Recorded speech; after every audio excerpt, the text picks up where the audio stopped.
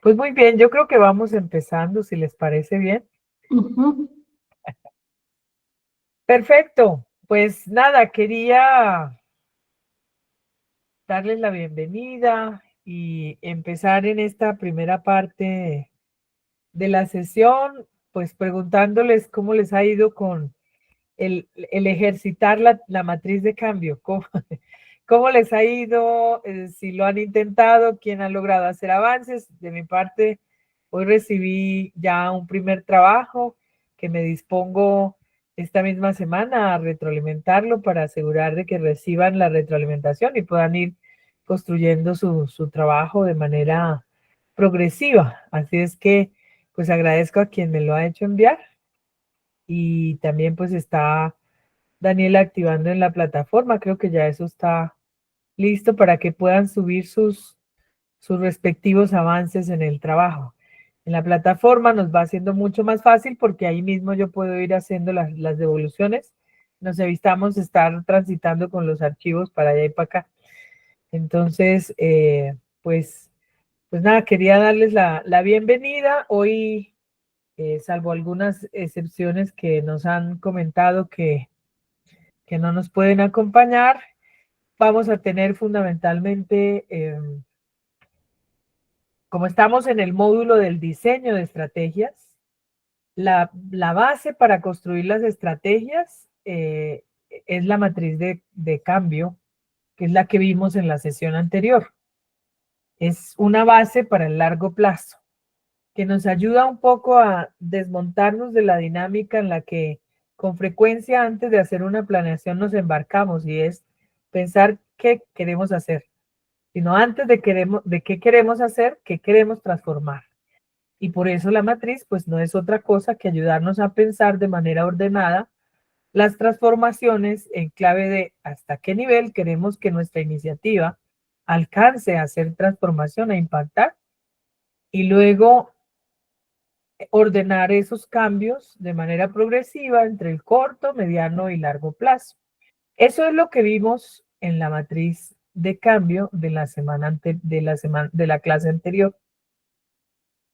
Hoy, además de escucharnos un ratito, cómo les ha ido, quienes han intentado ya lanzarse a hacer la práctica, hacer el ejercicio de su propia iniciativa, de su matriz de cambio, que también nos puedan compartir, o que podamos más bien compartir un poco si han tenido algún tipo de aproximación a lo que significa planear basado en teoría de cambio. Y a partir de eso, si sienten ustedes que planificar bajo teoría de cambio imprime alguna novedad frente a otros métodos de planeación que conocemos.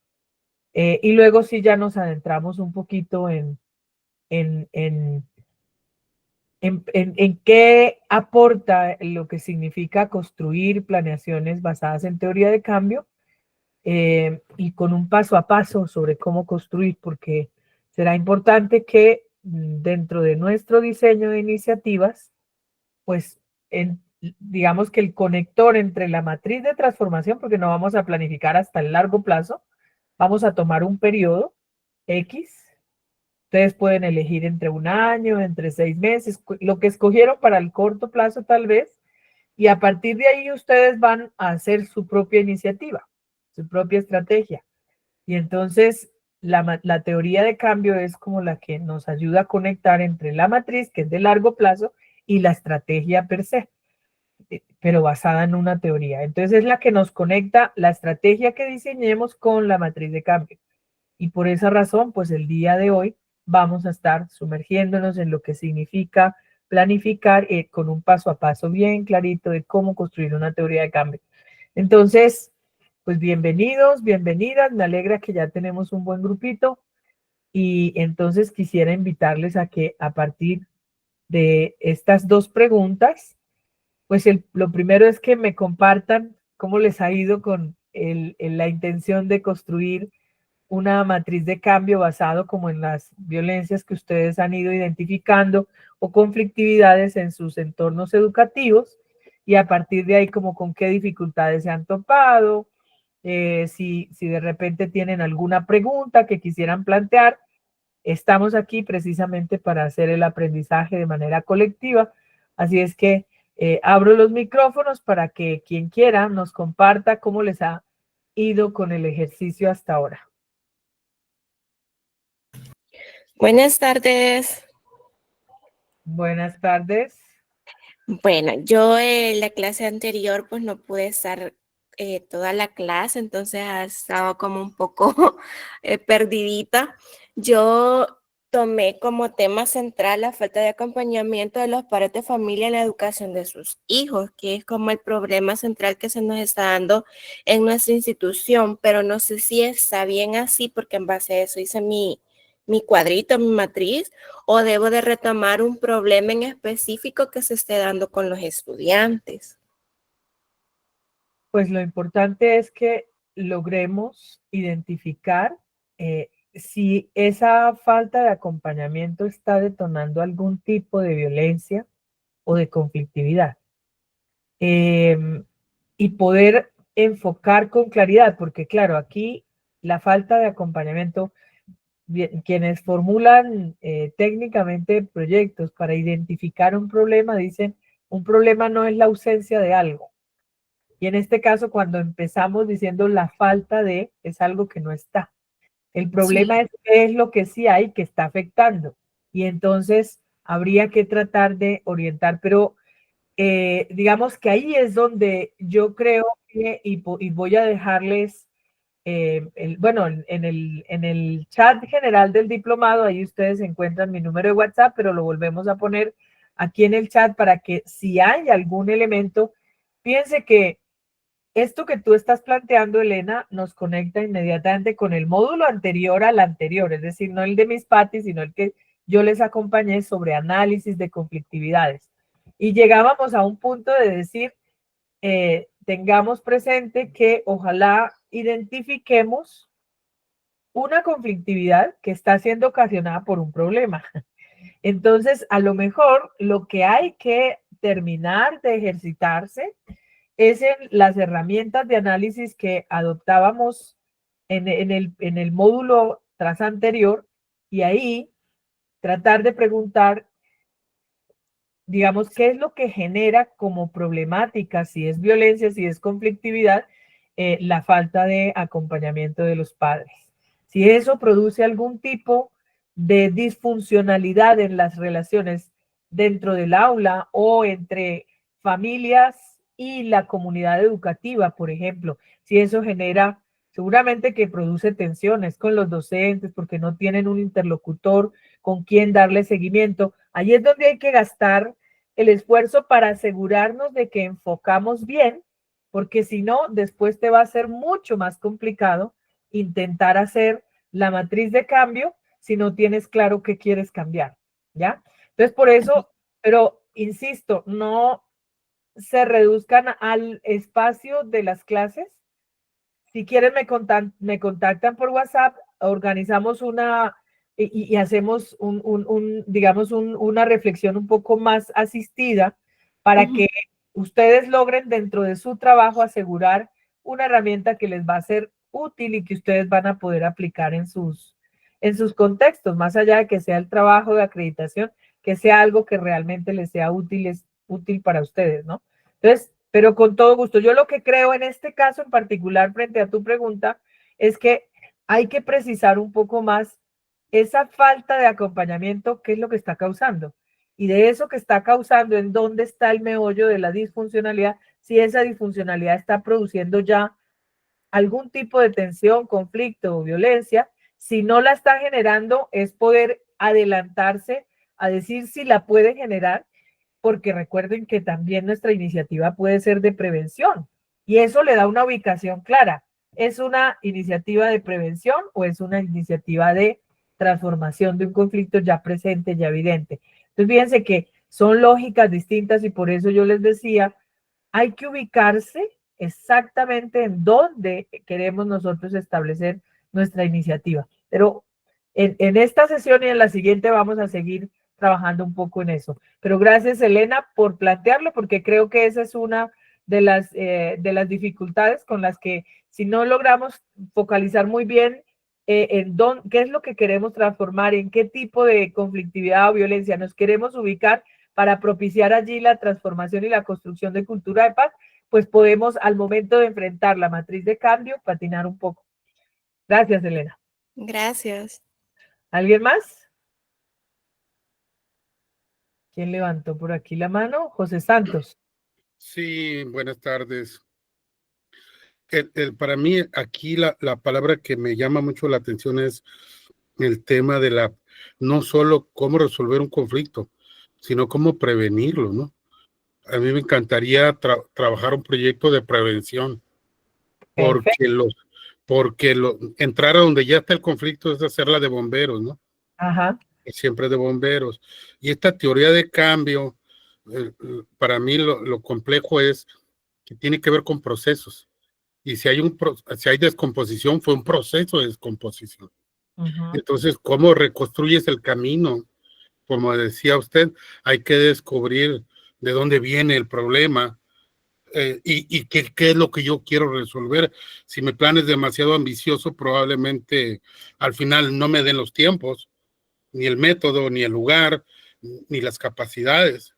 Entonces, si me enfoco en uno de los problemas, a lo mejor no me puedo enfocar en todos los conflictos que encuentro en una escuela, pero me puedo enfocar en uno de esos conflictos. Y que sea alcanzable, realizable, que sea claro exponerlo y que sea también atractivo para los demás involucrarse.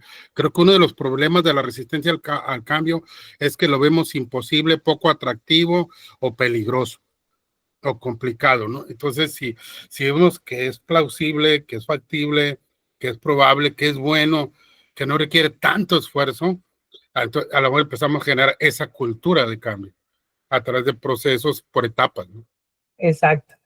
También, y muchas gracias por el comentario, José Santos, porque yo creo que mucho de lo que se vuelve para nosotros como una especie de limitantes de esas que uno se va poniendo en su propio proceso de conocimiento, es que tenemos temor, o sea, y es natural experimentarlo, pues porque no le sabemos muy bien a los métodos, porque no estamos acostumbrados a trabajar bajo ese tipo de contextos y nos da temor y eso es absolutamente natural.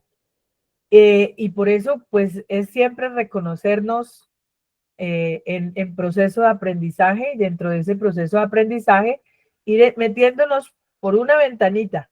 Recuerden que yo siempre les he dicho que es como una gran maqueta, como una mansión a la que uno entra por distintas puertas y ventanas y siempre va a tener que toparse con un mundo más complejo ahí adentro, pero cuando uno llegue a ese punto, va aprendiendo en el camino y entonces va reconociendo más el lugar y entonces tiene más posibilidades de comprender cómo afrontar esas cosas que a uno como que en el camino le mueven el libreto que uno lleva para hacer su proceso, pero ya uno lleva una experiencia que lo acompaña, que le da cierto soporte y que le permite sobre la marcha echar mano de otro tipo de recursos, innovar, porque eso precisamente es de lo que se trata y de ahí la importancia de la que nosotros hablamos, de que nos interesa como inspire que pasando el ciclo del diplomado constituyamos una comunidad latinoamericana de docentes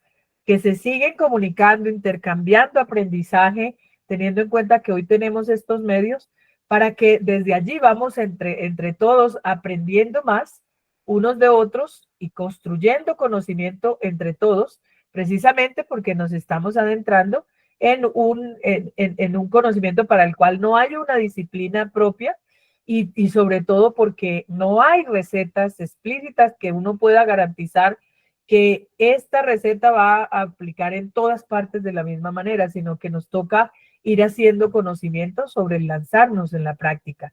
Y entonces cuando vamos acuerpados por una comunidad de aprendizaje y práctica, pues eso nos hace mucho más llevadero el camino, porque tenemos a quien recurrir para consultar, para decir, mira, a mí me funcionó esto y poder desde ahí gestar nuevo conocimiento, que eso me parece que es muy importante. Eso lo vamos a ver más hacia el final de este módulo, Pero gracias, José Santos, porque eso que tú dices, el trabajar mientras más hagamos prevención, mucho mejor.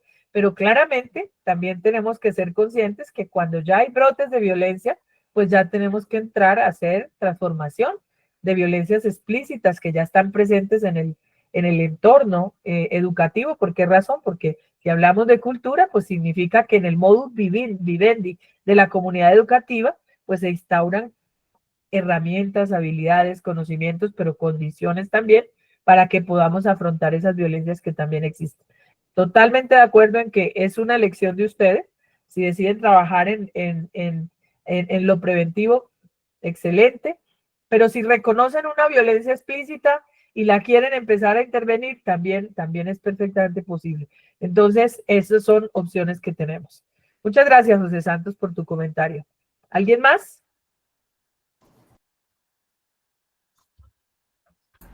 Bien, por aquí, Gisela, adelante. Sí, maestra, yo creo que yo también me voy a ir por esa iniciativa de prevención, ya que, por ejemplo, yo quería ir planeando así con los cursos que se tienen ahorita, pero sin embargo, por el regreso a clases y todo eso, pues ya no tengo material vivo aquí. Entonces, yo creo que va a tardar un poquito en que se vuelvan a hacer grupos acá. Entonces, así como lo he estado definiendo, creo que sí es más lo preventivo, aunque la verdad sí quise ver la clase de la vez pasada porque llegué tarde, pero no sé si es por la asistencia, pero no pude ver el video. Entonces, ahorita acabo de ver que a las 3:35 Daniel nos apoyó con un tutorial, bueno, con un video para la plataforma, pero la verdad ya no lo alcancé a revisar. Entonces, Tranquilos, si en algo requieren algún tipo de apoyo extra, nos van diciendo y lo organizamos. Sí, más que nada a mí sí me interesa ver el video porque ahorita me siento así como un poco perdida, ¿no? Pero, sin embargo, como sí entré un pedacito de la clase pasada, sí ya, pues, mejoré también la tarea que había enviado porque creo que sí estaba, pero no bajo el esquema que usted había mandado en la sesión antepasada. Ajá. Entonces, se la envío para que me la revise y me la pueda retroalimentar, por favor. Claro que sí, Gracias. Con mucho gusto. Bien, ¿alguien más?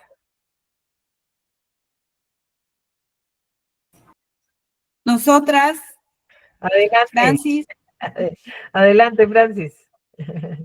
Muy bien. Bueno, Jessica. mira, nosotras estábamos aquí comentando que hemos hecho el ejercicio y también se nos ha dificultado hacerlo, o sea, como que no estamos habituadas a trabajar así, pero se nos hace muy, muy rico, muy, muy abarcante, ¿verdad?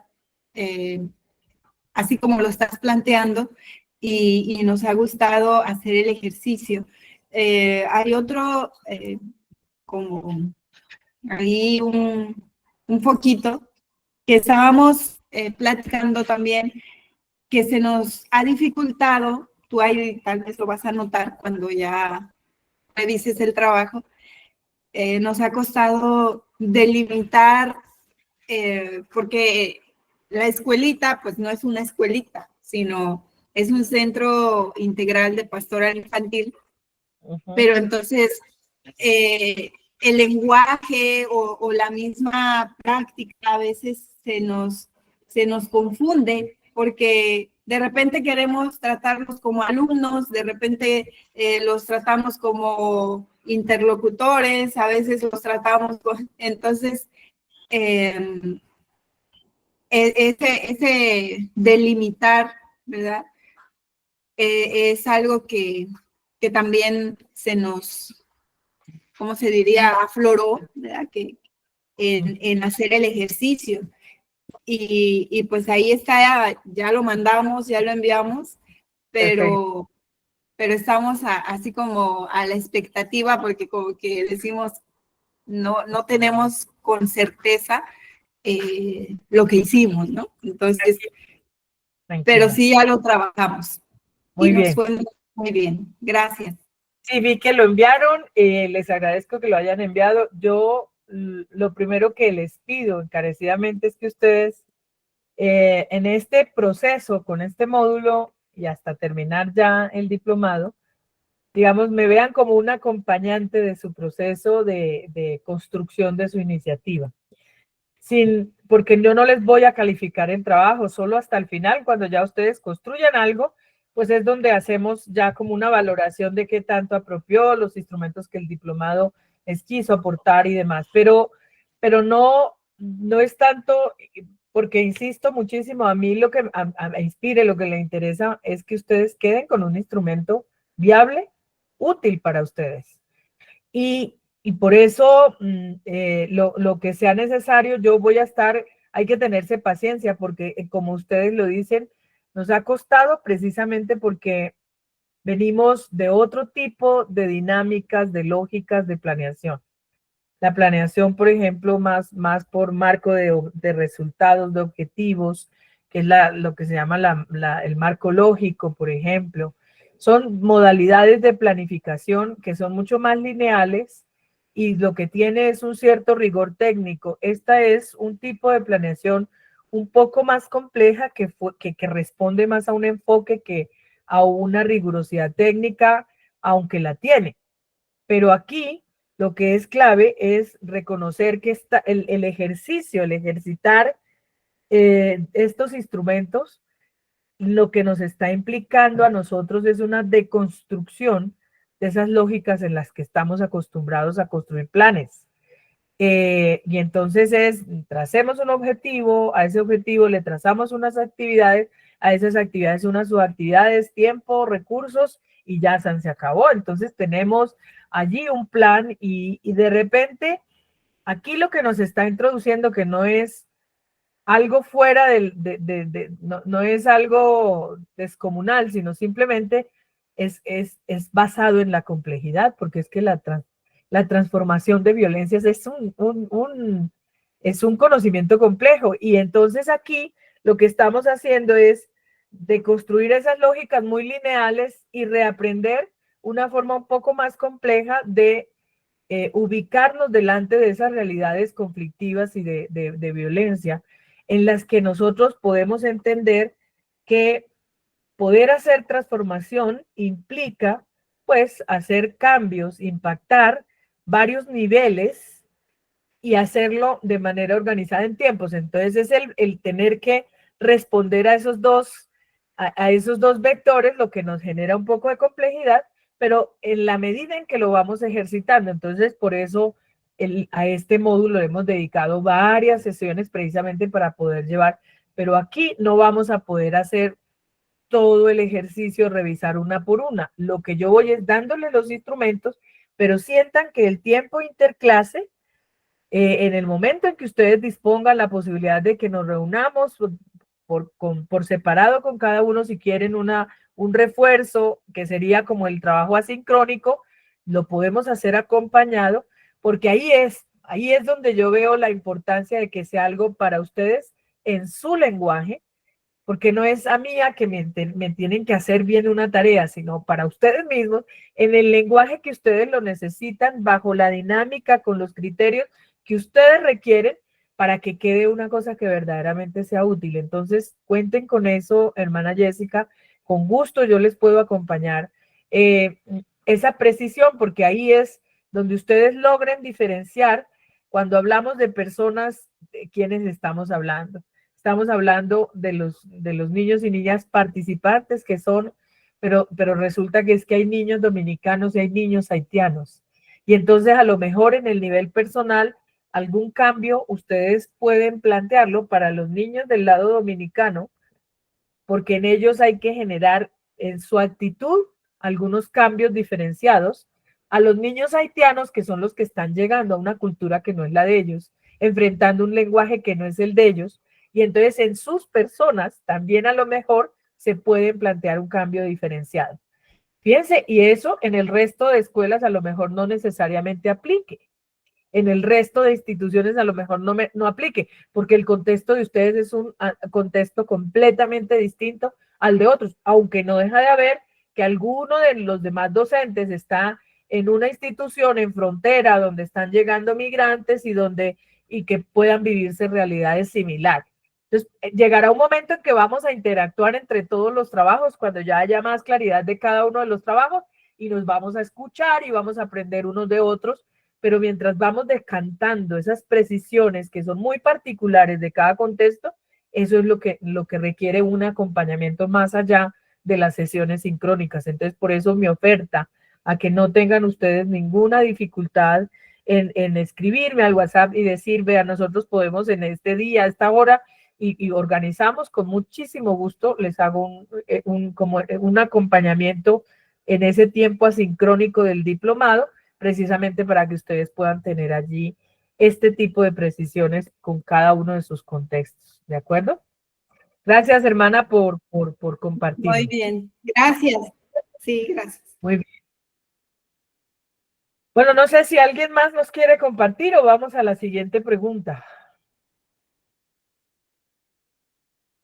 Bien, entonces, la otra pregunta, no la voy a leer textual como está allí, sino como si alguno de ustedes ha tenido aproximación a la construcción de teorías de cambio, y si la ha tenido, que nos pueda compartir si ven que hay un aporte novedoso en planear basado en teorías de cambio en relación a otras formas de planeación.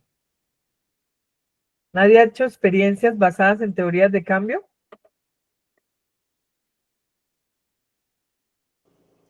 Una de las cosas que yo veo diferentes es, por ejemplo, que se habla como si ya se hubiera hecho en lenguaje, en Lenguaje afirmativo. Afirmativo, ya se hizo, esto fue lo que se logró. Y eso de alguna manera, a mí en lo personal, me ayuda como a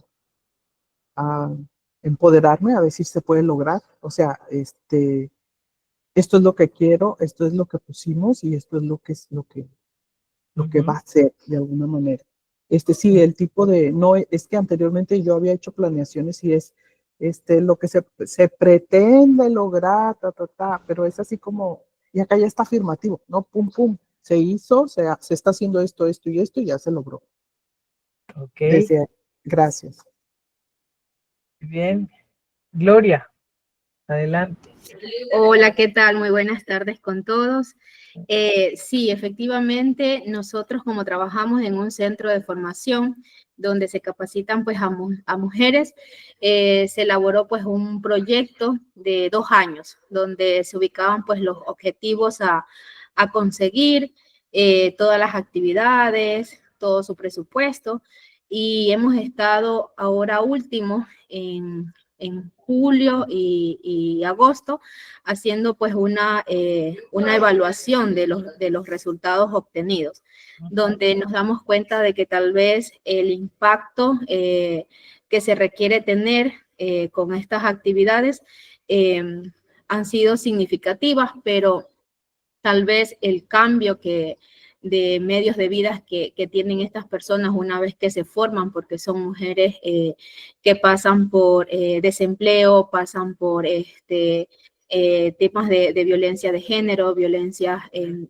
entornos totalmente de delincuencia, no han sido como muy específicas. Entonces, como que nos invita a replantear ese modelo de cambio para buscar un impacto más grande dentro de la comunidad. Eso es un poquito, pues, mi aporte. Gracias, Gloria. Pues efectivamente, hoy por hoy, de hecho, la cooperación internacional está migrando casi toda hacia que los proyectos se formulen cuando hacemos solicitudes de recursos, por ejemplo, se formulen mucho más basados en teoría de cambio, porque han encontrado sobre todo mucha dificultad para explicar por qué proyectos que hacen una enorme cantidad de acciones, de estrategias, de actividades, pero a la hora de medir eso que transformó, no logran entender por qué tanto trabajo no se ve reflejado en un cambio real. Y entonces han tomado este modo de planificar y lo vienen integrando cada vez más en los formatos de planificación de proyectos que tienen las agencias de cooperación, por ejemplo. Y eso significa que han entendido la importancia de pensar más clara y estratégicamente en qué es lo que queremos transformar antes de pensar en qué queremos hacer. Porque si no logramos ponerle un horizonte de cambio a eso que queremos hacer, nos podemos quedar en un mar de actividades sin muchos resultados, sin mucho impacto, digamos, transformador. Y va por ahí un poco esto que nos ha planteado Gloria, ¿sí? Con frecuencia nos vemos a veces hasta abrumados, pero ¿por qué? Hemos trabajado mucho y claro, en los recursos de evaluación, generalmente, no, sí, ha sido muy bonito el compartir, a mí me ha aportado mucho, sí, pero el cambio que quería era transformar esta realidad y qué tanto ese cambio efectivamente se evidenció. No, pues hemos trabajado muy duro para eso, pero todavía no podemos decir. Y eso tiene que ver con que a lo mejor quisimos planear para un tiempo muy corto una cosa que va a tomar mucho más proceso en lograr. Entonces, por eso la importancia de planear considerando siempre tiempo y el alcance, el nivel, hasta dónde en el tiempo que tenemos podemos propiciar un cambio real. Y entonces de ahí que hay que dosificar los cambios. Si es un proyecto a 6 meses, no podemos pensar que vamos a cambiar mentalidades, cultura. Tenemos que a duras penas cambios actitudinales y es trabajándole duro. Entonces tiene mucho que ver en esa combinación. Recuerden la matriz, ¿sí? El alcance de acuerdo al tiempo y tenemos que pensar que son cambios incipientes en un corto plazo. Cambios un poquito más de mayor envergadura en el mediano plazo y tal vez podemos llegar un poco más arriba en cuanto al nivel. Y ya en el largo plazo, pues sí podemos pensar un poquito más de transformaciones que se queden en el tiempo, que sean cambios más duraderos, si las acompañamos entre cambios relacionales con cambios en las condiciones sostenibles para que eso se mantenga así. Y entonces va como escalando, pero de lo contrario, pues las evaluaciones van a seguir siempre dando los mismos resultados. Trabajamos muy duro, pero la realidad sigue igual, peor. Y ahí es donde está un poco la esencia de la teoría de cambio. ¿Alguien más?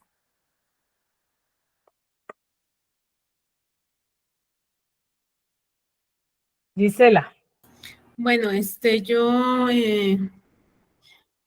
creo que también una de las oportunidades de la teoría del cambio es que se puede vincular con otros actores que pueden ayudar a concluir el proceso. Ajá. Exacto. Nos da por lo menos la claridad de que si nosotros vamos a estar solamente, por decir algo, 2 años, tenemos chances solo 2 años de tener impacto o de tener esta influencia, nos concentramos en los cambios que en ese tiempo, pero lo que sí podemos hacer para darle sostenibilidad al proceso es cómo lo enganchamos con otros procesos de más larga duración que están en el territorio y que pueden seguir adelante con lo que nosotros estamos empezando. Eso que tú has dicho es muy importante, Gisela. Gracias.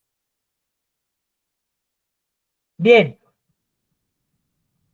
pues hoy justamente vamos a estar muy concentrados en esto, en la teoría del cambio, insisto, es como el pasito después de la matriz de cambio, viene la teoría de cambio y ahí sí nos lanzamos a diseñar y como tal la estrategia. Y entonces hoy lo que esperamos es que ustedes comprendan no solo qué es, sino cómo se formula una teoría de cambio, pensando en en la construcción de cultura de paz en estos entornos o ecosistemas educativos, donde se puedan incorporar no solo los 4 niveles de la transformación, sino los tiempos, y que esos cambios de manera progresiva se puedan transformar en teorías de cambio y teorías de cambio que luego se van a convertir en estrategias de transformación. Y entonces para eso, pues necesitamos entender no solo conceptualmente qué es una teoría de cambio, sino hacer algunos casos hipotéticos. Venimos tomando ese que yo les hice ahí como un ejemplito y a partir de ese irnos y conversar sobre otros casos que ustedes ya van identificando en sus propios contextos para que lo que yo vaya presentando no se centre en un solo tipo de conflictividad o violencia, sino que también dialogue con lo que ustedes vayan identificando luego cómo aplicamos esta metodología de construir paso a paso una teoría de cambio, y luego pues trabajo en grupos que nos permita venir a una plenaria y proyectar un poco lo que será el ejercicio para la siguiente sesión. Entonces, yo tenía allí una frase al presentar la teoría de cambio, ¿no? Diseñar el cambio de manera sostenible o sostenida y coherente.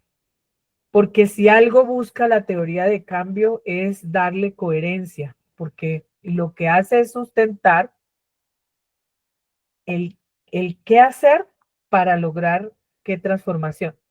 Generalmente uno diría, bueno, en el marco lógico, que es otra forma de planeación, también en el objetivo de un proyecto uno escribe, pues, qué y para qué. Eso, así se escribía un objetivo. Pero aquí tiene que estar sustentado. ¿Por qué cree usted que si hace esto va a lograr esto, este cambio en particular? Y definitivamente la teoría de cambio es más el cómo que el qué hacer. Porque el cómo es el donde usted va a tener que demostrar y cuidar ese espíritu de cambio, de transformación en lo metodológico, ¿sí? En el cómo pensamos nosotros que ciertas estrategias van a permitir generar, detonar estos cambios a estos niveles, ¿sí? En tanto tiempo. Y entonces, una teoría de cambio es en esencia una explicación, una sustentación de cómo y por qué un conjunto de acciones educativas y pedagógicas puede generar los cambios que una comunidad escolar busca alcanzar en la construcción de una cultura de paz. En el ámbito escolar, las metas de construcción de paz suelen ser promover enfoques no violentos para gestionar los conflictos en el aula y en la institución, reducir la intolerancia y la discriminación por razones de género, etnia, condición social, orientación sexual o capacidades, fomentar la convivencia, la cooperación y la reconciliación en contextos marcados por la violencia escolar o comunitaria. Generalmente, lo que ponemos es unas metas, ¿sí? Y que empiezan con un verbo: promover, reducir, fomentar. En la teoría de cambio no empieza con el hacer, sino el cómo creemos que ciertas estrategias van a lograr este cambio. El cambio, como bien lo decía la hermana Lupita, como un hecho presente, afirmativo, en lenguaje afirmativo, es decir, un hecho que es real y que es alcanzable. ¿Cómo se supone que estas actividades, es decir, las que acabamos de decir, ¿sí? Espérate que me fui 2 diapositivas adelante.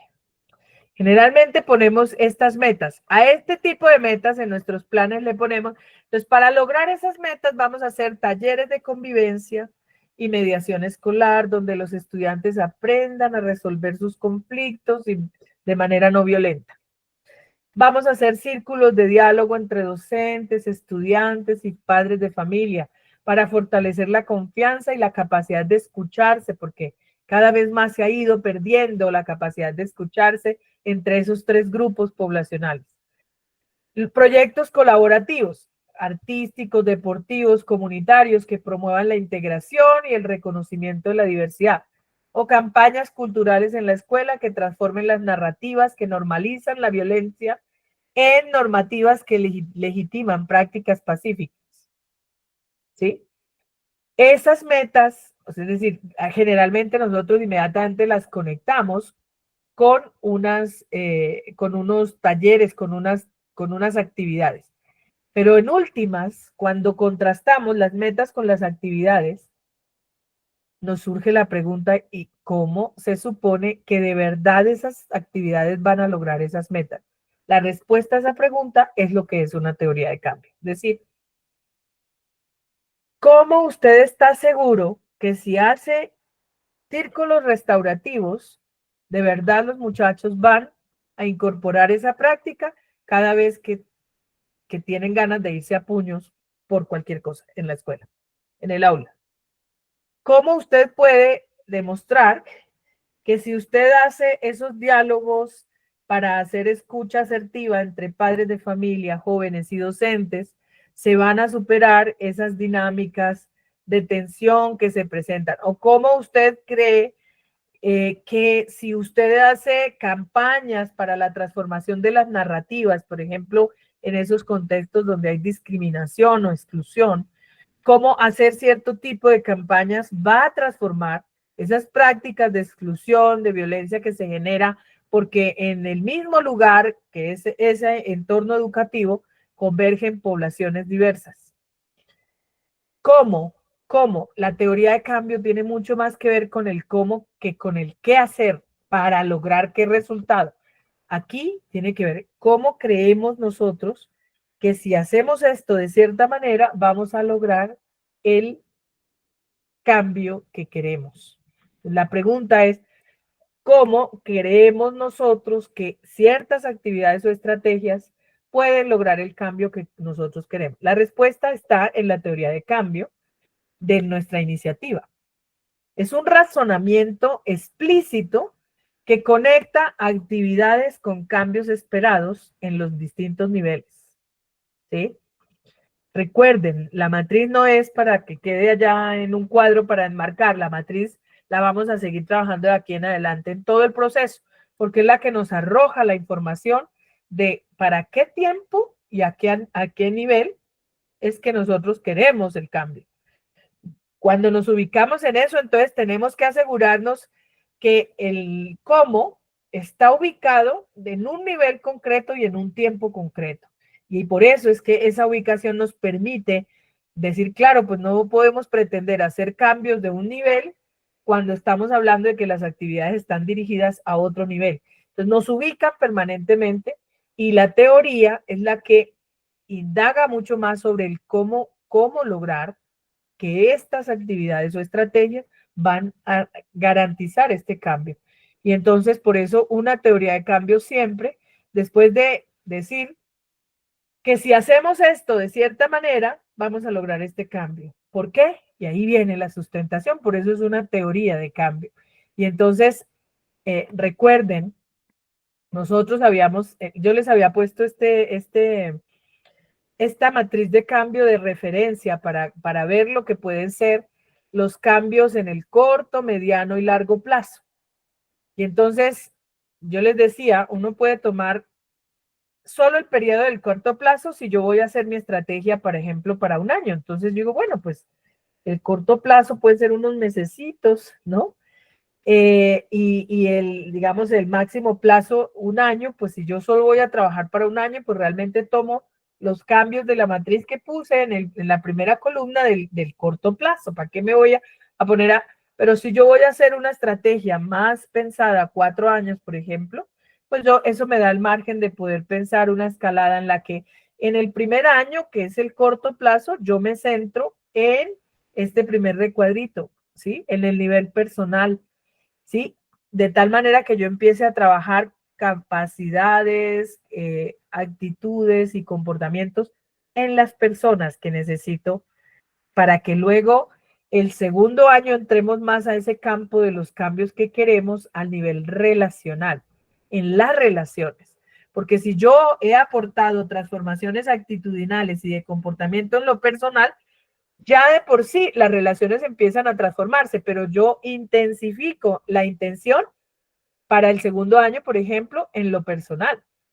Y luego, si me voy para y mientras tanto vamos haciendo revisiones institucionales, revisando los manuales de convivencia, los protocolos, no sé qué, para que desde allí empecemos a ajustar transformaciones de tal manera que el último año nos concentramos en impactar la cultura. Lo cual no significa que antes no, pero ustedes se van a dar cuenta que cuando yo trabajo una escalada de esta manera, eso me permite que aunque estoy cambiando solo intencionalmente, trabajando desde una estrategia solo en las personas, ya se empiezan a dar cambios a otro nivel. Cuando yo empiezo a trabajar en las relaciones, se empiezan a ver cambios hacia otro nivel. Cuando yo empiezo a trabajar en la institución, digamos, en sus modus operandi, en la forma en que comunica, en la forma en que toma decisiones, en la forma en que da participación a sus interlocutores, entonces eso empieza a transformar también ya la cultura. Y al final nos concentramos, lo que no significa que vamos a dejar de trabajar en lo otro, sino venimos integrando nuevas estrategias sin descuidar lo que ya traemos para que el cambio se vaya instalando como un modus vivendi institucional. Digamos, eso es lo ideal, pero todo dependerá de los tiempos con los que ustedes cuenten. Y entonces yo tomo el cambio que tengo aquí en el momento y en el nivel que voy a trabajar, y a cada uno de estos cambios le puedo hacer. Un proyecto puede tener varias teorías de cambio, pero un proyecto puede ser de una sola teoría de cambio. Por eso es tan importante que ustedes digan, yo creo que mientras hago el aprendizaje, yo me lanzo a tomar una sola teoría de cambio de un solo nivel o trabajo. Por ejemplo, José Santos dice, ok, yo quiero trabajar prevención. Yo me quedo con los cambios que pongo en la línea del corto plazo y desde ahí trabajo prevención. Ok. O yo me quedo, y entonces es como podemos empezar a generar algunos de los elementos desde que nos dan tiempo y alcance. Tiempo y alcance. Tomo ese cambio y a cada nivel le puedo hacer una teoría de cambio, o a cada nivel le puedo hacer más de una teoría de cambio. Ahora lo vamos a ver esto en un ejercicio concreto. Entonces, como les decía, la teoría de cambio integra como esas tres dimensiones. La dimensión antropológica, que es la que explica esos qué hacer, en qué contexto, los qué de la acción estratégica.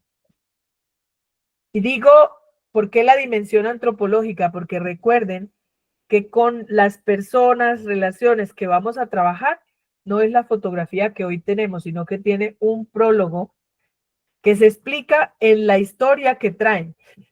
Y alguno de ustedes decía en las reflexiones de estos días, cuando les pregunté con qué llegamos al punto de hoy, decíamos, nos damos cuenta que lo que hoy vemos, los niños que hoy tenemos, vienen con una historia, vienen con un contexto, y que están más allá del alcance de lo que nosotros a nuestros propios ojos percibimos. Y por eso el qué hacer debe ser comprensivo de esa dimensión antropológica. No es lo mismo pensar estrategias para una población urbana que una población rural, para una población migrante que para una población local, que no conoce lo que es moverse de un lugar, que no conoce lo que es el desarraigo. Son contextos distintos, vienen historias distintas. Y entonces, pensar qué hacer no es simplemente, ay, inventémonos desde lo que a mí me parece, un torneo para hacer no sé qué cosa. No, ese pensar, por eso yo siempre insisto en la gran premisa es complejicen en la reflexión y verán que en la práctica se simplifica. Nos vamos a dar cuenta que este tipo de planeación nos ayuda a pensar poquitas actividades, pero muy estratégicas, tan estratégicas que logran verdadera transformación. Entonces es menos activismo, sino poca actividad, pero muy bien hecha, muy bien intencionada para lograr mucha transformación. Esa es la clave. ¿Por qué? Porque tenemos que pensar muy bien cómo el qué hacer nos hace poner del lugar de con quién vamos a hacer. Y conocer es toda esa dimensión antropológica, de qué manera conecta más con ese ser, ¿sí? En donde queremos gestar la transformación. Las grandes transformaciones, si ustedes leen, por ejemplo, La imaginación moral, o si nomás en México, historias como la de Cherán, por ejemplo, vemos cómo comunidades logran cambiar el curso de una situación muy crítica cuando de repente se reconectan con una práctica ancestral, y entonces el tema de las hogueras se vuelve un factor de contención del crimen pero además de reagrupamiento de la comunidad que estaba un poco dispersa entre intereses, entre miedos y el asedio de fuerzas criminales. Y el tema de las hogueras se vuelve una forma ancestral de recuperar la capacidad de convocatoria. Es una práctica que si alguien va de afuera y no sabe que eso existe entre sus usos y costumbres, pues no se le ocurre ni siquiera plantearlo. Por eso es tan importante de hacerlo también participativo, porque a veces no se trata de inventarse siempre cosas desde nosotros, sino a veces de pensarlo con la misma comunidad y a veces recuperar prácticas que parecen estarse quedando en el olvido, pero que para la persona representa abrirse a la confianza, abrirse a la solidaridad, porque los conecta con todo ese ser antropológico que los explica, que los define, que les devuelve como la memoria de todo el camino que ellos vienen recorriendo desde sus ancestros y que a partir de ahí les da oportunidades de trabajar. En mi pueblo, y aquí está la hermana Francis, que por eso ella decía al principio del diplomado que yo algo conocía de esto, lo he venido reconectando, pero ahora aplicado a este contexto más educativo, porque ella vivió una experiencia en Colombia y ella se dio cuenta cómo aplicar este enfoque en contextos territoriales y comunitarios, pues a veces es recuperar 2 o 3 prácticas que la gente ya tenía, pero que las ha dejado perder. Y que eso los conecta más fácil, los pone en otra disposición, y entonces el definir el qué estratégico no es cualquier cosa. Es poder, por eso haber hecho la línea del tiempo nos ayuda, todo eso que vimos en ese módulo, porque nos ayuda a recuperar de la memoria del territorio, de la comunidad, en qué contextos es que estamos hablando. Entonces, hablar de transformación a un contexto indígena, pues tiene que tener otras lógicas, porque es poder entender, no les vamos a imponer unas prácticas, nosotros le podemos llamar círculo restaurativo en otros contextos, pero resulta que ellos pueden tener una práctica ancestral que suple las veces de ese y que le puede dar mejores elementos que el que nosotros le demos, y en lugar de lo que revisemos esa práctica, la reencauchamos, la resignificamos incluso en términos de que le aportamos elementos que puedan intencionar mejor. La estrategia tiene que pasar por esa dimensión antropológica, ¿sí? Entonces, no es simplemente hacer por hacer una estrategia y ya, sino abrazando esa dimensión antropológica. Luego está la dimensión teleológica, es decir, el fin último. ¿Qué pretendemos hacer con esa estrategia, con ese qué estratégico? ¿Qué cambio? ¿Sí? Entonces es para que el cambio que queremos generar a partir de esa transformación. Entonces, en ese cambio, generalmente decimos, si nosotros hacemos este que es estratégico, vamos a lograr este cambio, que es como el fin último. Pero ahí hay una mediación, que es justo, si ustedes ven el engranaje, por eso utilizo la imagen de un engranaje, porque se supone que si gira uno de estos 3 pernos, los otros 2 inmediatamente giran, porque el movimiento es así. Entonces, entender que si yo hago esto mediado por una intención que se cuida en lo metodológico, en el cómo, entonces voy a lograr el cambio que quiero. Entonces, en el qué es pensar siempre quién es el sujeto de la transformación. Otra vez volvamos a la matriz. Si yo voy a querer un cambio en el plano personal, en los estudiantes, pues entonces, ¿quiénes son los estudiantes? ¿De qué historias vienen? ¿A qué cosas responden? ¿Qué les gusta más? Porque a eso responden. Yo siempre lo digo de forma muy coloquial, pero miren ustedes cómo en un contexto como el eclesial, por ejemplo, las dificultades para que la gente responda a las convocatorias, porque es que a la iglesia se le olvidó hacer convocatorias muchas veces. Y entonces las convocatorias se reducen a las Eucaristías. Y entonces las convocatorias están llegando solo a las 10 familias que van todos los domingos a misa. Pero como son las mismas 10 que escuchan todas las convocatorias, pues son las mismas 10 que tienen 20 camisetas cada una porque les da pena con el párroco dejarlo solo en tanta cosa que toca hacer. Y entonces la misma señora tiene 10 camisetas porque qué pena con el padre. Y entonces, ¿y qué pasa con el resto de la comunidad? ¿Cómo llegamos a ellos? Ya no responden a las formas convencionales. ¿Cómo conectar?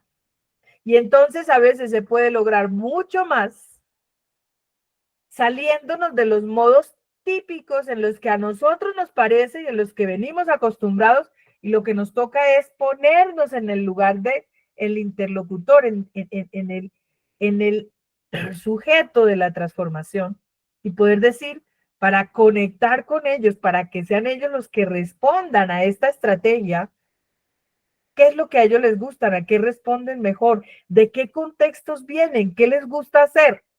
Ese qué, nos lo tenemos que pensar muy bien.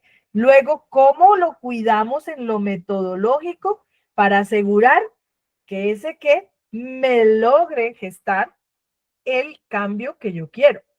¿Sí? Entonces, eso es una teoría de cambio. Es el que usted pueda sustentar por qué cree, por qué piensa usted que si yo hago este qué estratégico de esta manera, el cómo, entonces voy a lograr el cambio. ¿Y cómo se redacta? Se redacta así. Si hago, aquí están los qué, entonces voy a lograr el cambio. ¿Por qué? Y entonces lo metodológico me da explicaciones bajo ciertos supuestos. Bajo ciertos supuestos. Es decir, yo puedo en una teoría de cambio escribir, si hacemos esto, yo aquí introduje por cada nivel 2 teorías de cambio tipo, para que ustedes vean. ¿Por qué razón? Porque en la matriz, otra vez volvámonos acá, si ustedes ven, yo puse 2 cambios en cada cajoncito. Entonces, los estudiantes hacen tal cosa, ¿no? Estudiantes utilizan palabras en lugar de agresiones físicas o gestos violentos para expresar desacuerdo.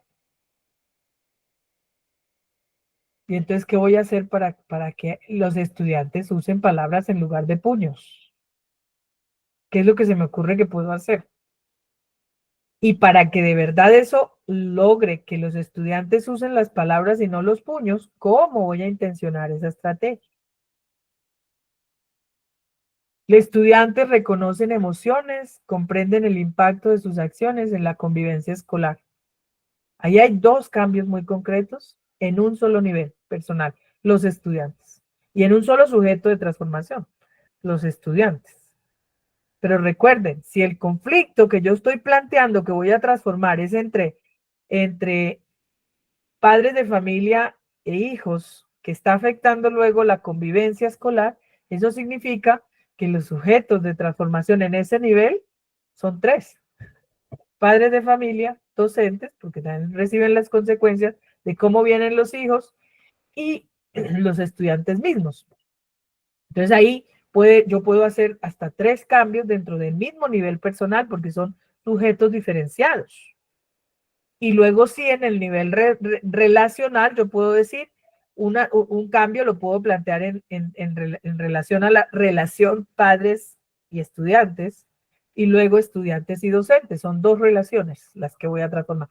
Recuerden que el sujeto de cambio está puesto aquí. Entonces, lo que cambia aquí son personas. Lo que cambia aquí son relaciones. Lo que cambia aquí son instituciones. La forma en que actúa la institución, y lo que cambia aquí es el sistema, es el modelo cultural. ¿Sí? Y entonces debe ser claro el sujeto en el que, ¿no? Si yo hago esto, ¿en quién? Con los estudiantes o hacia los estudiantes. ¿Sí? De esta manera, entonces logro que los estudiantes tengan este cambio. Y entonces, sí, voy a leer aquí un ejemplo.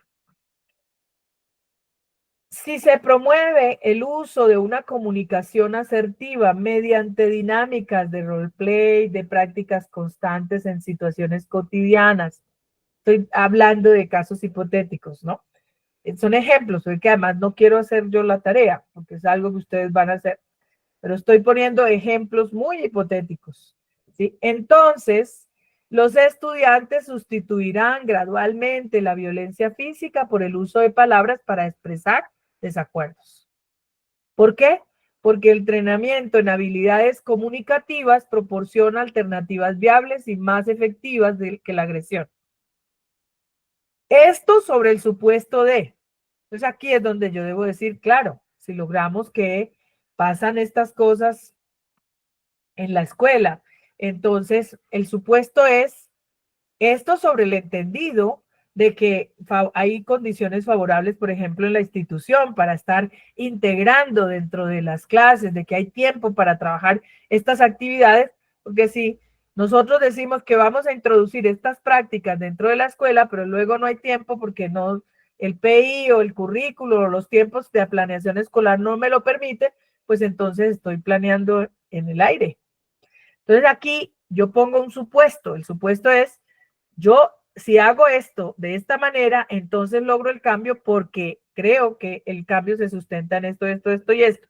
Pero eso sobre el supuesto de que hay condiciones para poder hacerlo en términos de tiempo, en términos de recurso, en términos de cuáles son esos supuestos que hacen que esa teoría de cambio sea posible, ¿no? Entonces, aquí nos vamos a dar cuenta y por qué yo y les pido que piensen siempre en el tema de los supuestos, porque generalmente los supuestos luego nos dan pistas para cuando vayamos a pensar en la teoría de cambio para el nivel institucional, entonces ahí nos devolvemos al supuesto y decimos, claro, la institución debe garantizar tiempo, espacios específicos para poder hacer este tipo. Entonces, estos supuestos nos ayudan mucho por eso. ¿Hasta aquí alguna pregunta? ¿Les parece muy complicada la teoría de cambio o por el contrario les parece que sí aporta elementos interesantes? Y así por cada nivel. Todo lo que acá puse yo en esta matriz, lo que he puesto en los recuadros, son las teorías de cambio que he puesto en cada uno de los niveles puestos en el ejercicio. Aquí. Entonces aquí, para el nivel personal, lo puse, solo que no puse los supuestos. ¿Por qué? Porque la idea es que ahora intentemos construir el complemento de lo que le hace falta a cada teoría de cambio en grupitos. Entonces, pero si hay alguna pregunta antes. En el nivel relacional, ustedes se van a dar cuenta que el sujeto de la transformación, pues son relaciones, las relaciones entre estudiantes y docentes, ¿sí? Pero aquí ya no están las estrategias. La idea es que ahora ustedes puedan imaginar qué estrategias podrían lograr estos cambios. Y aquí hay unos por qué. A ver si con los otros elementos, fíjense que están hechos los supuestos. Logramos este cambio porque, entonces, si el cambio dice, entonces los estudiantes desarrollarán patrones de colaboración y respeto en los grupos. Eso significa que la estrategia tiene que ser algo que permita que entre ellos compartan, ¿sí? Y que dentro de ese compartir vayan desarrollando capacidades de trabajo colaborativo más que competitivo. Porque dice, el cambio que esperamos es, entonces los estudiantes desarrollarán patrones de colaboración y respeto en los grupos. ¿Qué estrategia me puede a mí ayudar a que los estudiantes generen patrones de colaboración y respeto? La sustentación dice porque la interacción cooperativa, cuando se estructura adecuadamente, fomenta la corresponsabilidad y la valoración de la diversidad de aportes. ¿Bajo qué supuesto? El docente organiza siempre grupos diversos, heterogéneos. Se establecen reglas claras de participación y se brinda retroalimentación continua. Entonces, por ejemplo, para el caso de las hermanas en la escuelita, en la obra que tienen educativa en República Dominicana, si yo hago una estrategia donde pues por el tema del idioma, no sé qué, lo que sea, pero tenemos aquí el grupito de los dominicanos y acá el grupito de los haitianos, pero no propiciamos algún tipo de trabajo donde más allá del lenguaje ellos van aprendiendo a jugar juntos, a colaborar a través de estrategias, pues claramente lo que yo tengo que cuidar es en el diseño de los espacios para que ellos vayan dejándose de ver como enemigos, como adversarios, como receptores invasores, sino realmente como miembros de una misma comunidad que ahora comparten la categoría que los unifica y es de ser vecinos. Y cómo construyen, llenan de contenido esa nueva categoría de vecindad en la que se tienen que colaborar para poder enfrentar problemas juntos y resolver problemas cotidianos juntos.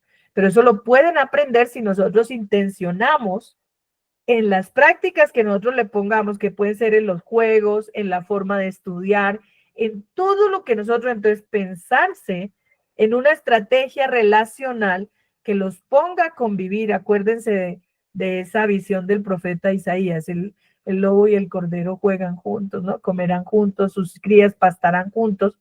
Pues es eso, en la cotidianidad, que ellos vayan aprendiendo en ese jugar juntos, compartir el alimento juntos, lo que significa colaborar.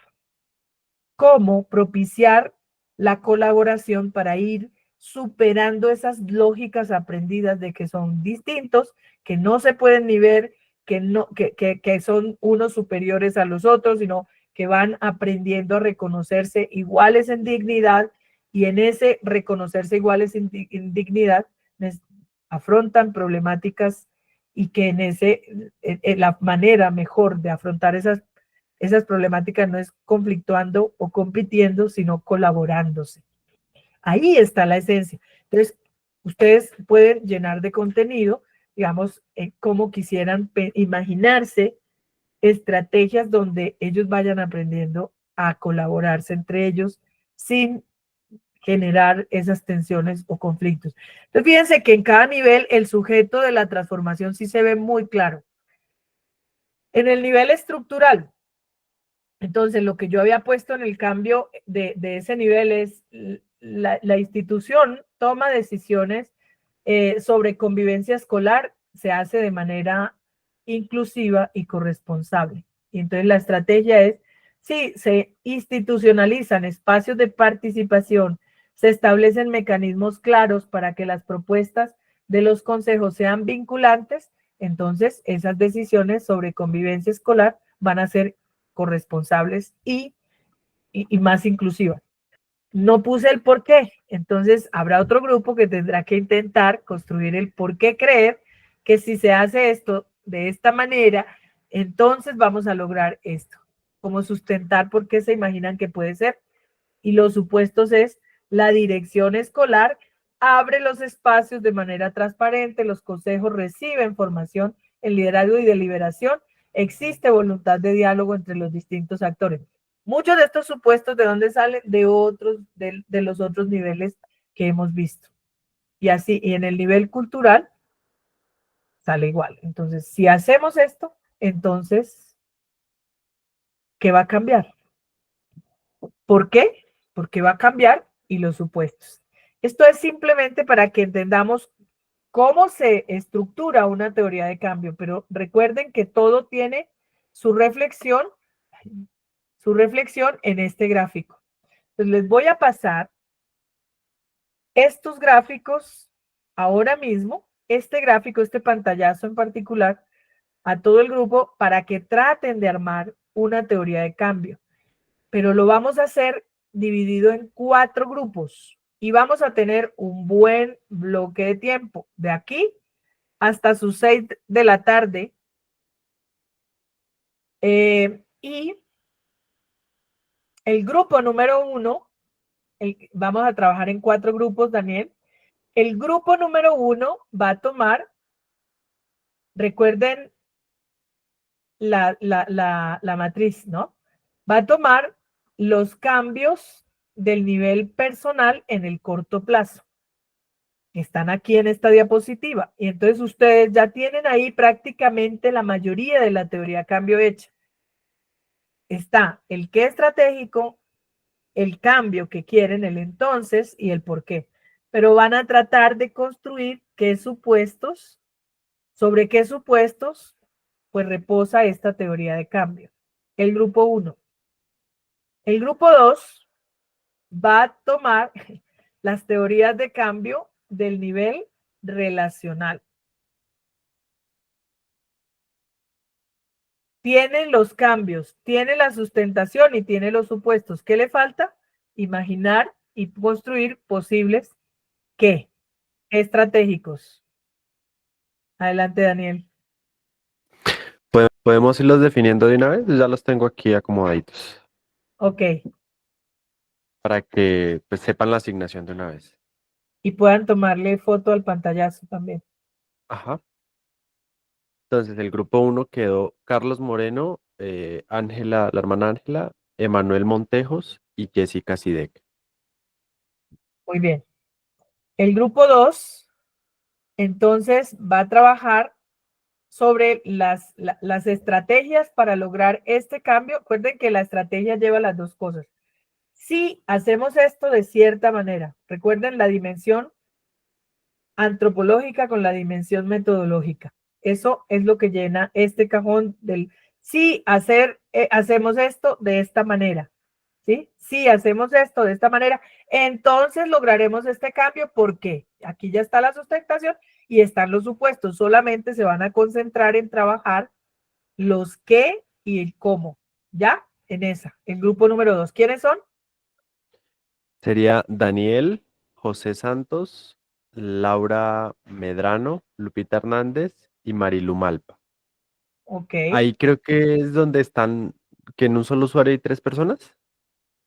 No, creo que la hermana Lupita está en otro grupo. Es en el de Francis, donde está, es que creo que están en este momento por separado la hermana Lupita y la hermana Patty, porque Francis y Jessie sí están juntas, ¿cierto? Sí, correcto. Sí, entonces es en el de Francis donde están ellas dos, pero las otras dos están por separado. Ok. Entonces, ¿quiénes están en este grupo? En el relacional. José Santos. Daniel, José Ajá. Santos, Laura Medrano, Lupita Hernández y Marilu. Ok. En el grupo número 3 van a trabajar en la parte institucional. Los cambios a nivel de la institución, de la estructura. Y entonces allí, fíjense que ya tienen la estrategia, el qué y el cómo y el para qué, o sea, el cambio que quieren lograr y tienen los supuestos. Lo que ustedes van a tratar de construir es la sustentación. ¿Por qué se imaginan que si se hace eso de esta manera se va a lograr?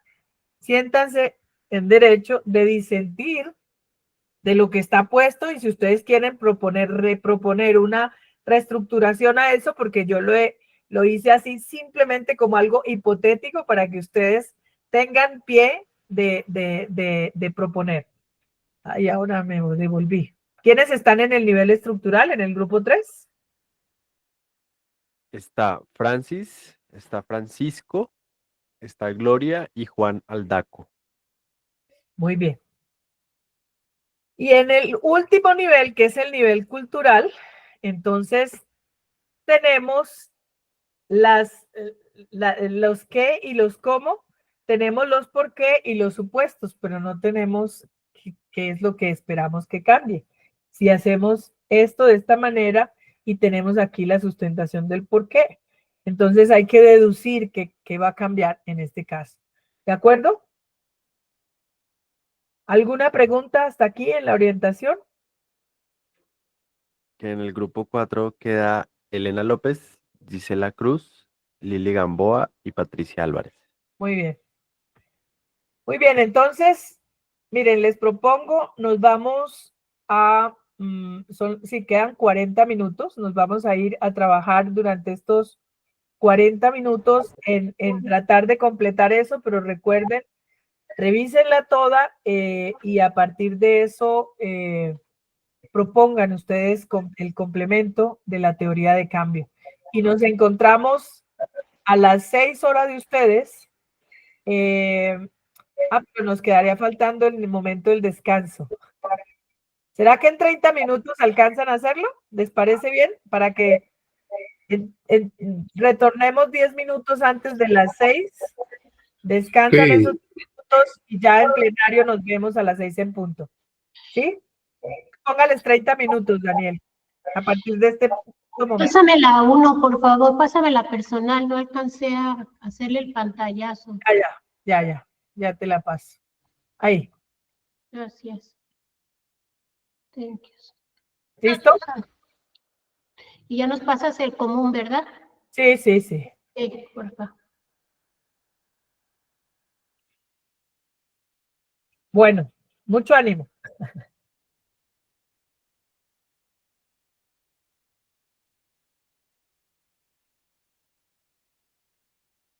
¿Me deja tomarle pantallazos para ponerlos en el grupo?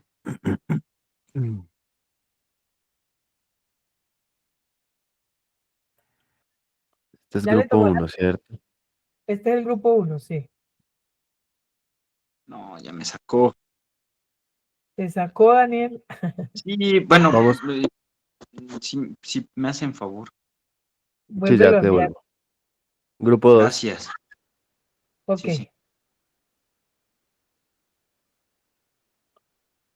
¿Listo, Dani? ¿La siguiente? No. Espere, vamos en dos. Vamos en grupo 2. Aquí, el relacional.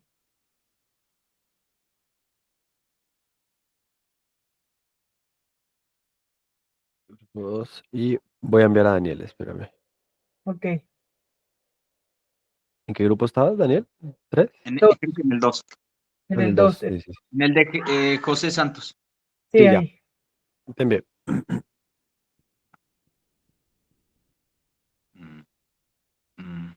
Grupo 3, para la foto. Ah, No me ha salido nada. O no sé si salirme. Ya. ya. Justo era ahí. Este es el grupo 3, ¿cierto?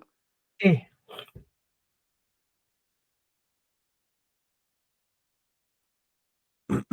¿Y grupo 4? Y grupo 4.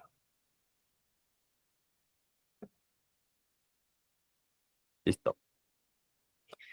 Ahora, hijo, al grupo 1 y 2, tómeles, o sea, al 1 y 2 les manda este pantallazo, aunque ellos lo Ok. tienen.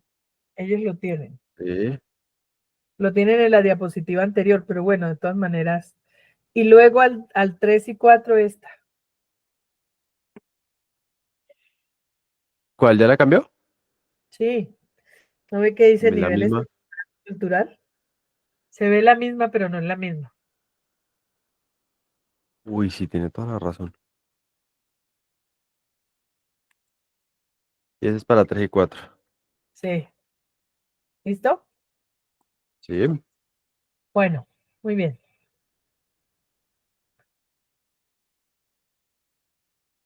Tía, ¿me deja ver la foto de los engranajes? Me dice la hermana Ángela que la están solicitando. Fue la primera, ¿no la tomó? No, solamente tomé fue la del cuadro naranja. Para ambos. Esta ya la tomó usted. Fue la primera que le dije que tomara. Bueno, si les parece bien, entonces empezamos escuchando a quienes están del grupo 1, por favor. ¿Nos recuerdas, Daniel? Grupo 1.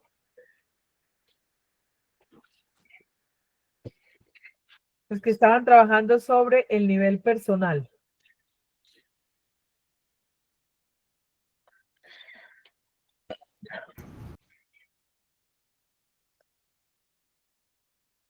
Bueno, pero ya estamos aquí. Muy bien. Entonces, cuéntenos, ¿cómo les fue? Pues al inicio sí como que nos teníamos un poquito complicados lo que íbamos a hacer, ¿verdad? Poder entender, pero pues ya nos pusimos a revisar todo lo que habían mandado en el WhatsApp y ya nos pusimos a leer y ya para poder llegar a los supuestos. Queremos compartir pues los dos supuestos. Le compartí el primer supuesto de la primera parte que usted hizo y él sí va a compartir el segundo supuesto. Bueno, el primer supuesto le pusimos que la institución y los docentes promueven espacios de encuentros personal y comunitarios a favor de una cultura de la no violencia. Porque eso habla de promover espacios de esa alfabetización emocional, ¿verdad? En la cuestión de los alumnos, sobre todo para ese autoconocimiento y conocimiento no solamente personal, pues, sino también, claro, personal, pues, pero pues para el desarrollo sustentable de ellos. El primer supuesto que quería compartir. Muy bien, gracias. Entonces, el segundo. Bueno, el segundo, dijimos, se crean ambientes de aprendizaje a partir de diversas oportunidades en las que alumnos y docentes tramiten los conflictos con comunicación asertiva, porque decíamos que esto que comentábamos en la sesión anterior, ¿no? Estos cambios que se dan de arriba hacia abajo, pero también de abajo hacia arriba, ¿no? Cuando ya se instaura una forma de conducirse en el día a día, pues es más fácil atender estas situaciones y que pues ya son ambientes tal cual de aprendizaje con esa, que ya está institucionalizada una forma de convivencia, que ayuda tanto a prevenir como a atender las problemáticas, ¿no? Muy bien, si ustedes se dan cuenta, los supuestos siempre nos remiten a factores externos que deben ser facilitadores de que ese cambio sea posible. Gracias porque lo lograron. Es decir, yo lo había planteado un poco en que en el primer cambio, donde ustedes hablan de que los docentes cuentan con formación básica en educación socioemocional, porque cómo ellos favorecen que los chicos aprendan si no tienen una formación. Ese es un supuesto que también podría funcionar y que ahí básicamente se trata de que haya garantías de que los docentes tengan las herramientas, porque ¿cómo les vamos a pedir de que ellos aprendan a manejar o que tengan educación socioemocional, pero si a los docentes son docentes de matemáticas, son docentes de otras cosas y a lo mejor no tienen las herramientas? Fíjense que ese supuesto nos remite a factores un poco más allá de lo que el cambio pero son facilitadores. Y en el otro supuesto, yo había planteado como un ejemplo, una posibilidad, el entorno escolar sanciona coherentemente actos violentos, los docentes refuerzan positivamente el uso de un lenguaje pacífico. Entonces, fíjense que ustedes también lo plantean como un elemento que ayuda a sostener para que ese cambio sea posible, pero los supuestos siempre son factores más allá del alcance de la teoría como tal, porque son elementos externos a lo abordado en la teoría que favorecen o son facilitadores. ¿Está claro? Pero muy bien, creo que hicieron un muy buen ejercicio. Vamos entonces al segundo nivel, al grupo número 2, que trabajó sobre el nivel relacional.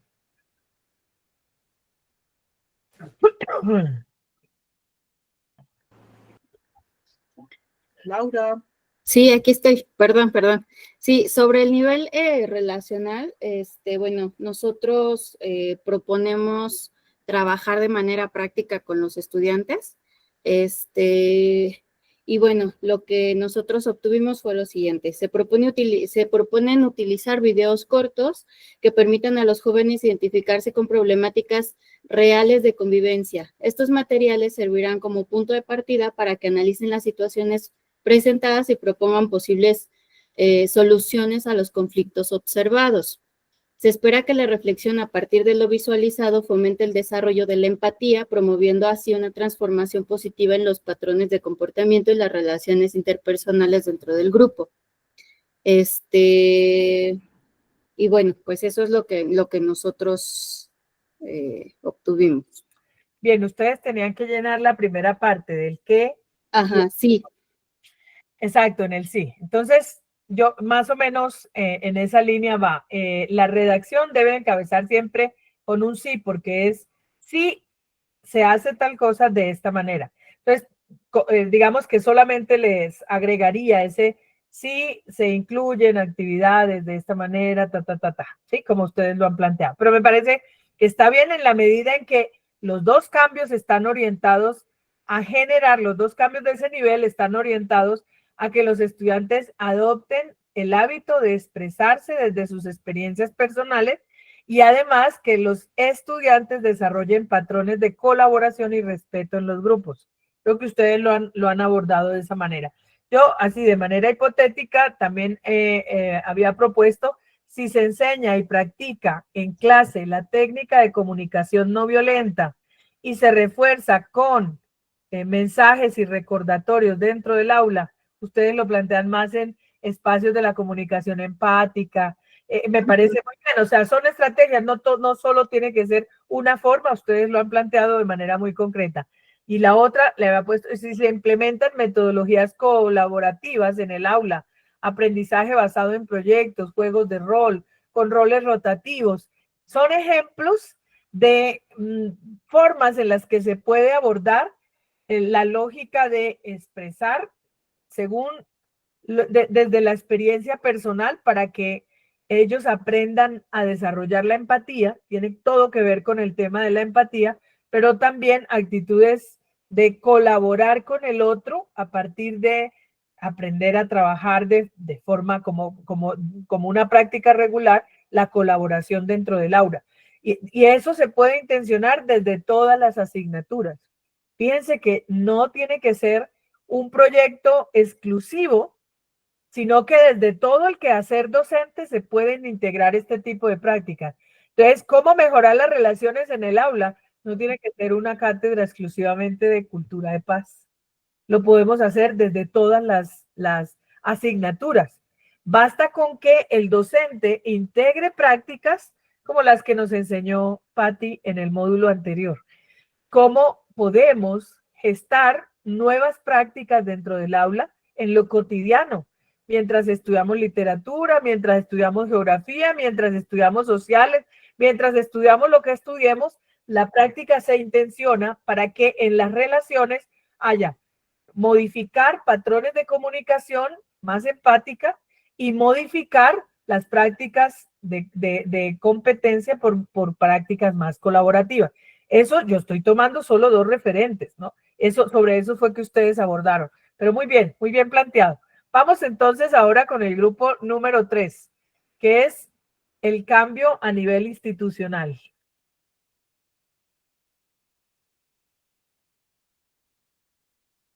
¿Quién está del 3?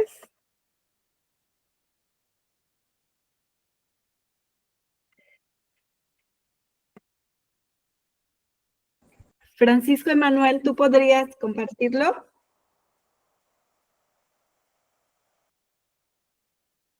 No se oye.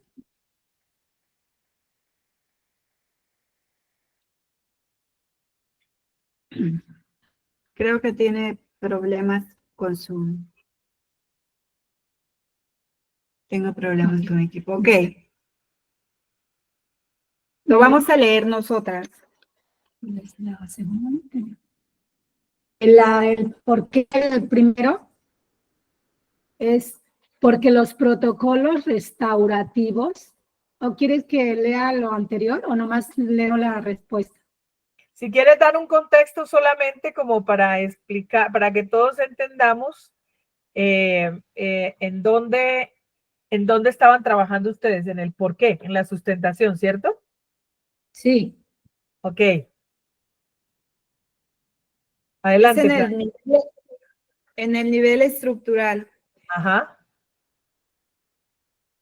Si la institución actualiza su manual de convivencia incorporando protocolos restaurativos y capacita a un grupo de mediadores escolares, docentes y estudiantes, entonces los conflictos podrán resolverse de manera más justa y sistemática, reduciendo la recurrencia de violencia. Porque los protocolos restaurativos promueven el diálogo, la reparación del daño y la construcción de acuerdos colectivos que fortalecen la convivencia escolar. Eso. Esa es una muy buena sustentación. Vamos con la siguiente. La segunda.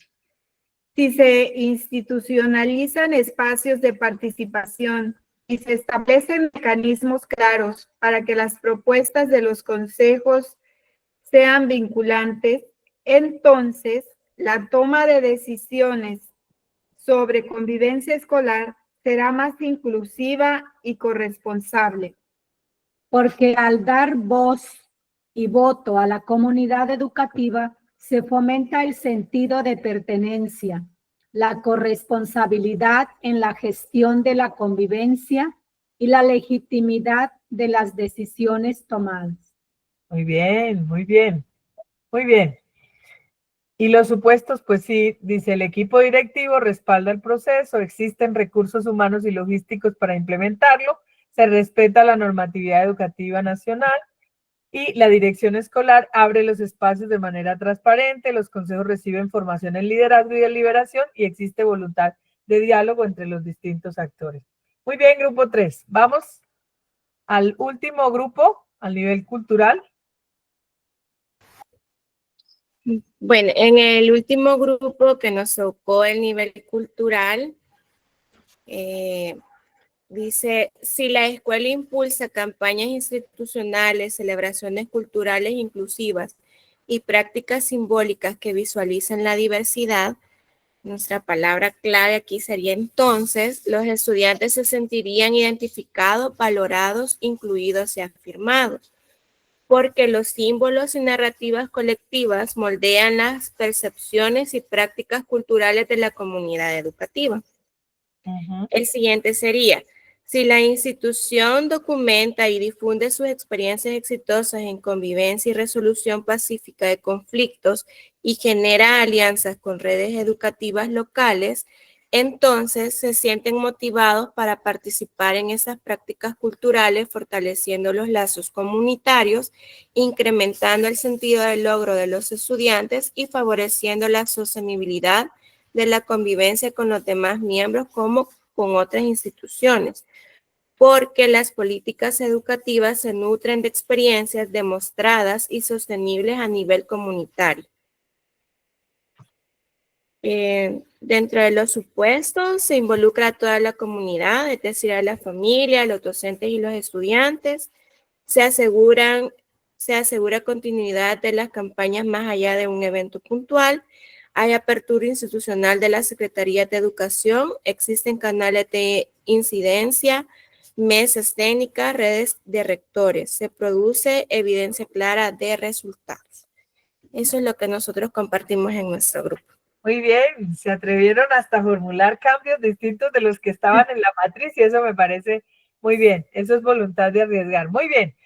Pues entonces, en las diapositivas de hoy les comparto con el completo que yo había hecho. Les quité cada campo para que cada uno, pues cada grupo hiciera el ejercicio de tratar de entender, digamos, la lógica. La teoría de cambio se lee tal cual como la leyeron Jesse y Francis. El sí, entonces, ¿por qué? Esos son los 3 elementos de la teoría de cambio claves, que lo que hacen es demostrar coherencia. Si algo nos da la teoría de cambio es la coherencia entre lo que hacemos y el cambio que buscamos. Entonces, ¿cómo? Esa coherencia se cuida en lo metodológico, esa mediación metodológica. Entonces, si hacemos esto de esta manera, entonces lograremos este cambio. ¿Por qué? Y lo sustentamos bajo estos supuestos. Y si usted revisan todos los supuestos, le da esa lógica de integralidad.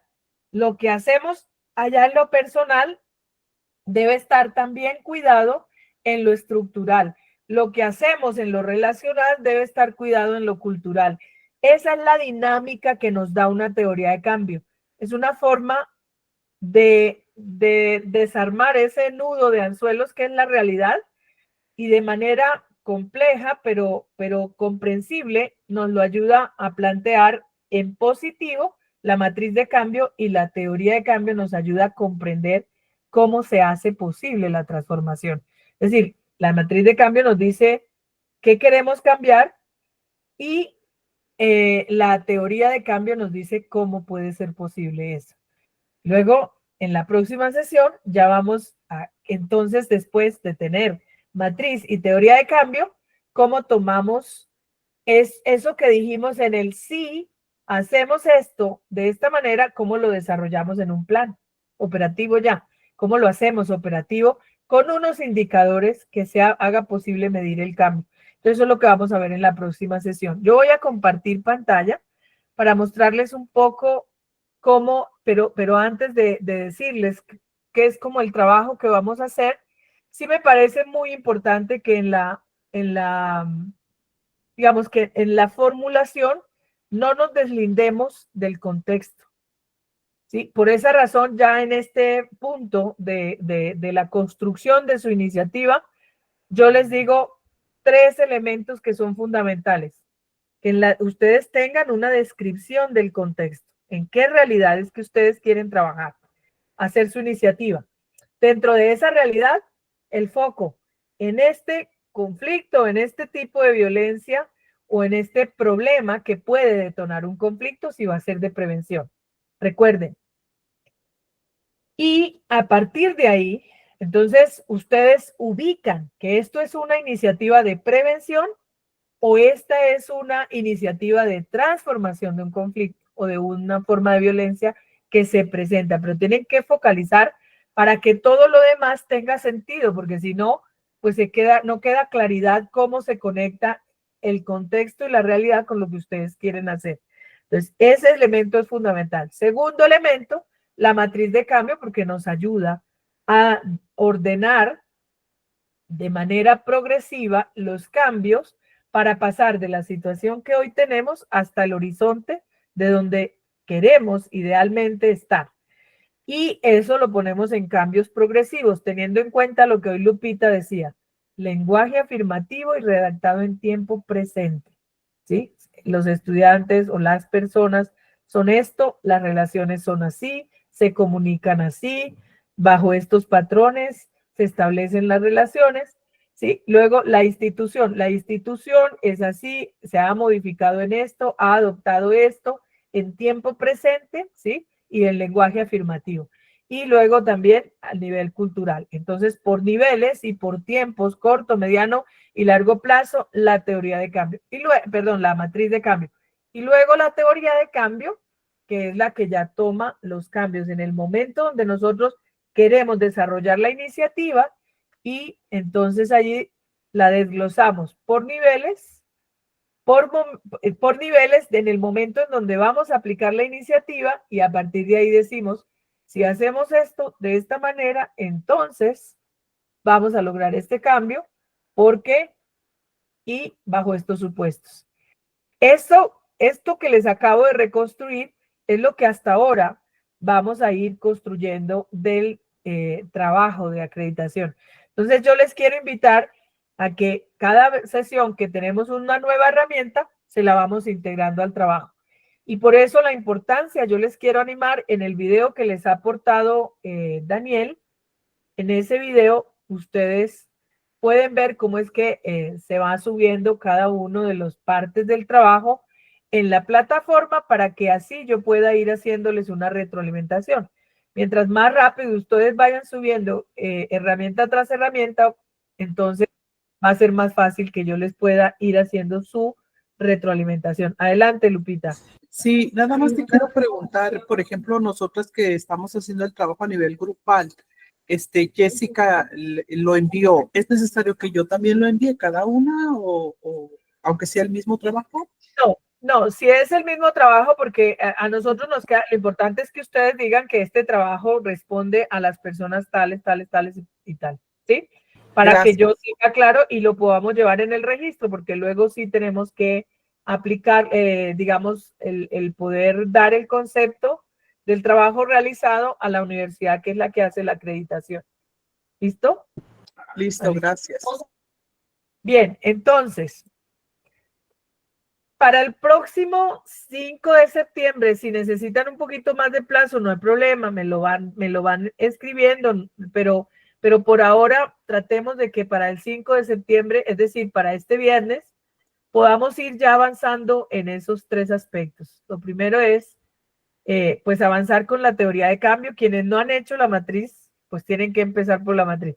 Quienes no han hecho el análisis, pues tienen que empezar entonces desde el análisis. Por eso es bueno que no se vayan a dejar colgar en los pasos que vamos dando. Entonces, recuerden, lo que ahora a partir de esta sesión hay que agregar, para quienes ya van al día, pues es agregar la teoría de cambio. Pero quienes no han hecho ninguno de los 3 momentos, digamos, entonces sí es importante que el trabajo que suban antes del 5 de septiembre tenga contexto, la ubicación que les decía, la matriz de cambio y la teoría de cambio.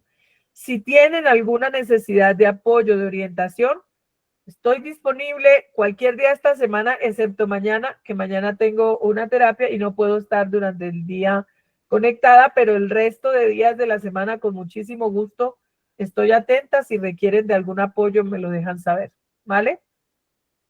¿Alguna pregunta adicional?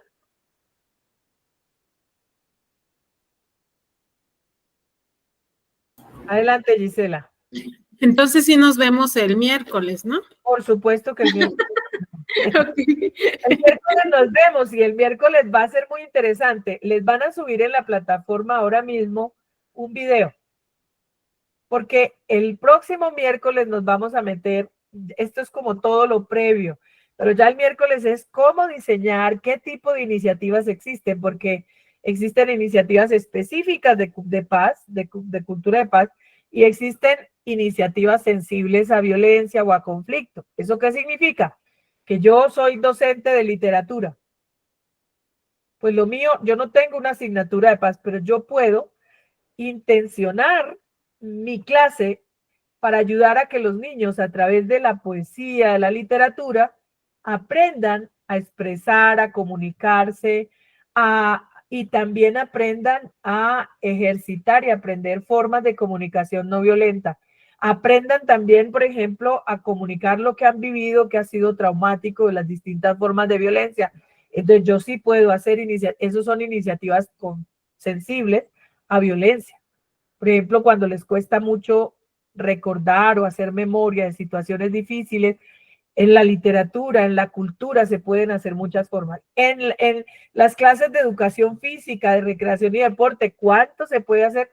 Son iniciativas sensibles. Entonces vamos a ver tipologías y qué tipo de estrategias se pueden impulsar a través de cada una de esas tipologías y cómo se empieza a construir eso de manera ordenada en un plancito.